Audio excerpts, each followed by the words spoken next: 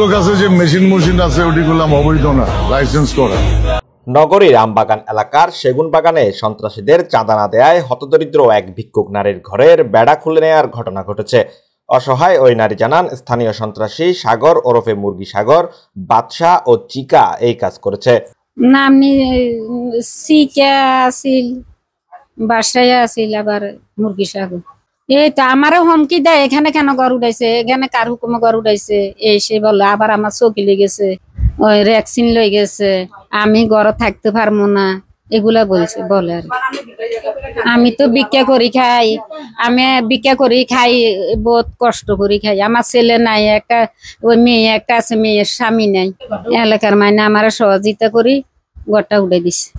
এগুলার বিচার হক, এগুলা যেন ভবিষ্যতে আমাদের কোনো ক্ষতি না করে। এদিকে এই ঘটনার প্রতিবাদ করা স্থানীয় নয়ন বেগম নামের এক যুবতীকে মাথায় পিস্তল ঠেকিয়ে হত্যার হুমকি দিয়েছে মুরগি সাগর। এই ঘটনায় তিনি খুলশী থানায় একটি সাধারণ ডায়েরি করেছেন বলে জানান।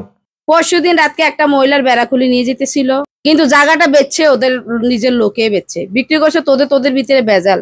নিরহ ভিক্ষা করে মহিলাটা, এই মহিলাটা বেড়া টেরা খুলে নিয়ে গেছে। নিয়ে যাওয়ার পরে আমি যে জিজ্ঞেস করছি, আমি কই এ নিরহ মহিলাটার বেড়া কেন তোরা খুলে নিয়েছিস?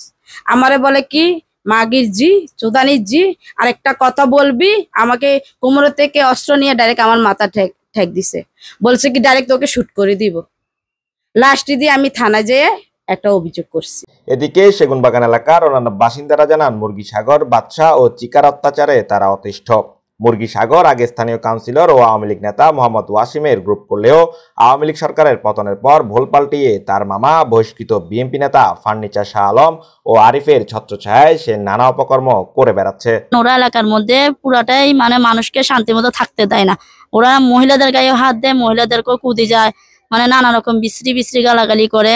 যে মনে করেন এই যে পুরো এলাকায় এই যে লালপাড়ের এদিকেও আসে, ওরাই অবস্থা করে। ওরা কিন্তু বাইরের ছেলে, ওরাই এলাকার ছেলে না।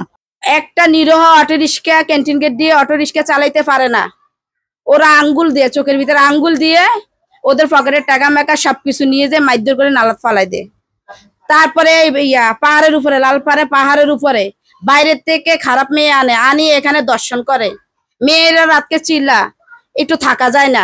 ওরা কিন্তু এই যে ছেলেটা মুরগি সাগর, ও কিন্তু আমাদের এলাকার ছেলে না, বাইরের থেকে আসি আমাদের এলাকার ভিতরে যে বিশৃঙ্খলা করতেছে।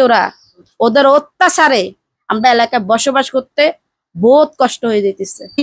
আমাদের চাঁদা দিতে হইব, চাঁদা ন দিলে এই এলাকা থাকতে পারবা না, এই এলাকা অস্ত্রের থাকতে পারবা না। নির্যাতন করুম, দর্শন করুম, পালাই দিমু, কাটিয়ালামু।